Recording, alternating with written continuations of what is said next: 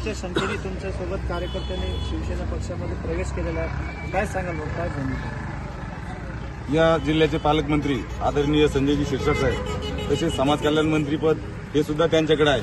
तर या समाजाच्या साहेबांकडून खूप साऱ्या अपेक्षा आहेत किंवा ते या जिल्ह्याचे पालकमंत्री या नात्याने या भागातील लोकांचे जे रस्त्यामध्ये घरं गेलेले आहेत, जे लोक आज विस्थापित झाले आहेत, त्यांच्या सुद्धा पालकमंत्री साहेबांकडे खूप साऱ्या अपेक्षा आहेत आणि आज त्या अपेक्षा घेऊन आम्ही साहेबांकडे आलो होतो. साहेबांनं या बाबतीत सकारात्मक आम्हाला संकेत दिल्यामुळे आम्ही आज साहेबांवर विश्वास टाकलेला आहे आणि त्यामुळे हे सर्व लोक आज या ठिकाणी साहेबांवर विश्वास ठेवून या शिवसेनेमध्ये या ठिकाणी प्रवेश केला आहे व यांच्या सर्व उमेदवारांना माझ्या सहकार्याने या ठिकाणी पाठिंबा दिला आहे. तुम्ही काही एक निवेदन पण दिलेलं आहे मंत्री महोदयांना, काय निवेदन होतं आणि काय आश्वासन देण्यात आलं? या ठिकाणी शासकीय गायरान जमिनीवरती काही मागासवर्गीयांनी वर्षानुवर्ष या ठिकाणी राहत आहेत आणि शासन कोणता पण आदेश काढतात आणि त्या लोकांना बेघर करतं, त्यांची कागदपत्रे काही पाहत नाही.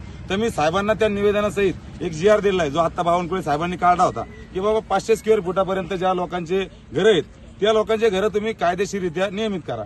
त्याचा साहेबाचं पत्र सुद्धा त्या बाबतीमध्ये जिल्हाधिकाऱ्याला मी दिलेलं होतं, पण त्याचा कुठलाही पुढे काही कारवाई झाली नाही आणि मी साहेबाला ते सुद्धा या ठिकाणी स्मरण करून दिलं की आपलं पत्र या ठिकाणी आपण दिलंय आणि त्यासोबत हा आपल्या शासनाचा GR आहे, याच्यावर आपण कारवाई करावी.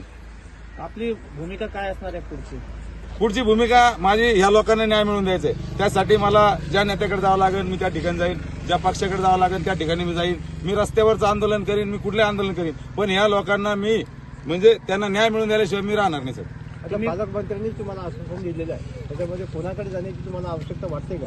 नाही, पाठपुरावा करावा लागेल साहेब. आश्वासन सगळेच राजकारणी देतात, पण त्याचा पाठपुरावा सध्या मी करणार आहे स्वतः.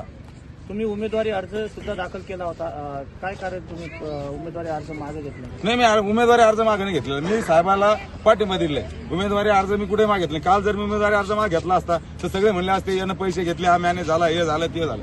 त्याच्यामुळे साहेब माझा जो मी पाठिंबा दिलाय तर माझ्या ह्याच मी अटीवर त्यांना पाठिंबा दिलाय की माझ्या जे काही परिसरामधले शासकीय जमिनीवरती जे गोरगरीब लोक राहतात ते कुठल्याही प्रकारे बेघर होता कामा नये किंवा कांचनवाडीचा जो नाथवेलीचा जो रोड आहे त्या ठिकाणी सुद्धा पुनर्विचार करण्यात यावा. विटखेडा गावातला 18 मीटरचा रोड आहे साहेब, त्याचा सुद्धा पुनर्विचार करण्यात यावा.